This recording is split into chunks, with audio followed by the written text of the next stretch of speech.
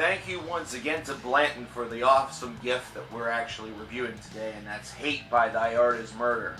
Blanton was cool enough to send me this vinyl copy, this picture disc, which is incredible, and I wanted to say my thanks to him and also to the band by reviewing this album. I almost called it a disc, which it is a disc, but don't use this as a frisbee, folks. Now, Hate is an interesting album, considering this is the album that essentially got Thy Art Is Murder on Nuclear Blast Records. In fact, this disc was released in October of 2012, but was re-released via Nuclear Blast in 2013. In fact, this vinyl edition is the Nuclear Blast edition. I'm not sure if you can see that down there on the bottom there, but if you can, then that's fantastic.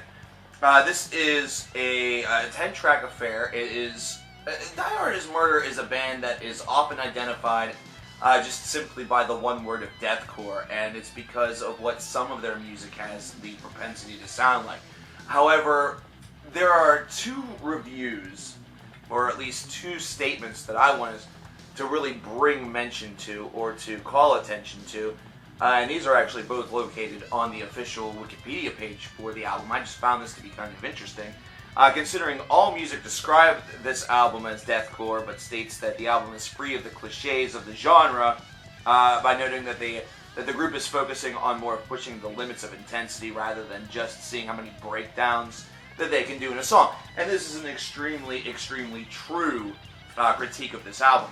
Whenever you listen to a song such as track 2, which is the Purest strain of Hate, you will hear a breakdown on this album, but it does just seem to have a completely different makeup than any of the breakdowns that you traditionally see within the deathcore scene. And the reason for that being is that it is almost the idea that sticks out like a sore thumb, as opposed to it being one of the central concepts of the songwriting process that Thy Art Is Murder uses. Reign of Darkness, the very first song on this album, really showcases that direct approach, and showcases that for a band to be called deathcore, they don't necessarily need to have some of those staples that have been really manifested as the key elements of deathcore by other bands in the genre. And that's where the second one comes in here, where Exclaim magazine noted the complexity of the music in comparison to other deathcore groups, describing the album's sound as a harsh change from the simplistic sound popularized by Suicide, Silence, and their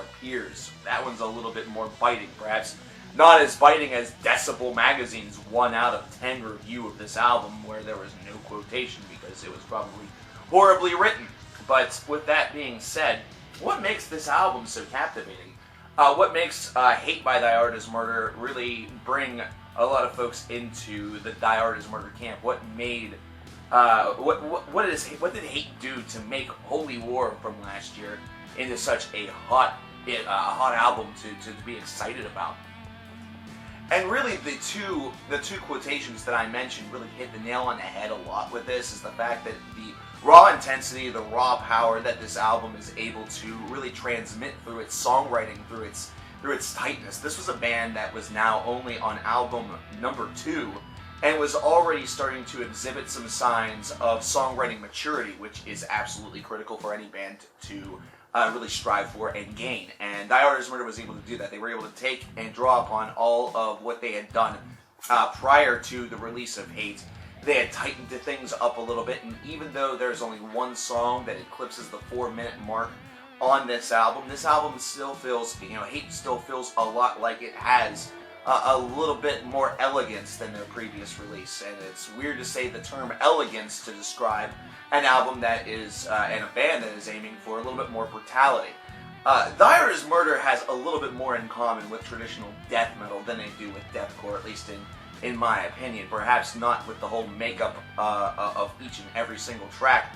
However, this is one that whenever you look at sort of the yin and the yang of deathcore and death metal, which there's not as much of a separation as you might imagine, this is one that leans a little bit more towards the former, a little bit more towards the forefathers and the forebearers. I really think deathcore, as a term, gets thrown around a lot to describe modern bands that don't immediately subscribe to the idolism of death metal heroes or death metal forefathers, ones that are perhaps attempting to carve out a little bit of a niche, and instead of doing that, they get thrust into the niche of deathcore. However, this album, with Infinite Forums starting off side number 2, it's track number 6 on your CD at home, the longest track on the album showcases that this is a group that also had the ability, the propensity, the tools in their toolkit to write longer music if they so decided, and that was something that was shown a little bit on Holy Wars as well. As far as comparison points, I know that some people want to see that, but I really dislike that notion, considering how can you really give a lot of criticism to an album for not sounding like something that came after it? It doesn't really make very much sense, but I think that Hate was an important step forward for Thy Art Is Murder, and that songwriting maturity that I spoke about earlier, and the overall just feeling that this group was becoming tighter. They were becoming a lot more of a force to be reckoned with. More people were taking note of what they were able to accomplish with tracks such as Shadow of Eternal Sin, either that or Defective Breed. Just the fact that this was an album that felt and was extremely uncompromising. It was one that didn't pull any punches. Showed Thy Art Is Murder as a group that was not afraid to just go at something with a ton of aggression and with no regard, really, for consequence. It showed that this style of band that really has that approach not only still existed, but also could really represent somewhat of a separation point between what Exclaim called the simpler peers of the Suicide Silences of the world, and instead showed Thy Art Is Murder as a little bit more of a unique product, a little bit more individual, and Hate really caused metal fans of different varieties to take notice of this band, and their name all of a sudden became one that was becoming a bit more familiarized by the general metal faithful, the general population of metal fans. And for good reason, considering this album's 10 tracks are very tight, they're very well done. The overall flow of the disc does not slow down the momentum. It hits you like a Teutonic brick. And it just has a lot of terrific ability to keep your head banging and just to keep you sort of engaged with it. It's not an album that ever feels like it's overstayed its welcome. It's only one of about 36 minutes, and for that reason, it actually works to its benefit. I know it has been about 3 years since the re-release of Hate by Thy Art Is Murder, and it will be 4 years this October, ever since this album first was heard by people outside of the band, and perhaps those closest to them. But what are your thoughts about Hate by Thy Art Is Murder, Cover Killer Nation? What are your thoughts about this album? Is it extremely important? Does it have a high level of significance, not only to this band, but to deathcore or even death metal? I want to know your thoughts and feelings regarding this disc. Let me know in the comments below. And once again, Blanton, thank you so much for the very, very cool gift. I hope that this gift of this album review, and really more of this is one that has a little bit more of a historical vein to it, I guess, and looking at things from that idea of legacy. I hope that this more than suffices, I guess, or something that makes you smile, brother. Ladies and gentlemen, I'm Cover Killer Nation. Leave your thoughts about this disc in the comments below. I will talk to all of you guys later. We have a Patreon. We're looking to hit an important goal by the end of March, considering March begins tomorrow. If we hit $250 on the Patreon page, there is going to be a 24 hours of Cover Killer Nation marathon that is going to take place after tax season, considering I have temp work with taxes. Yum. That's fun.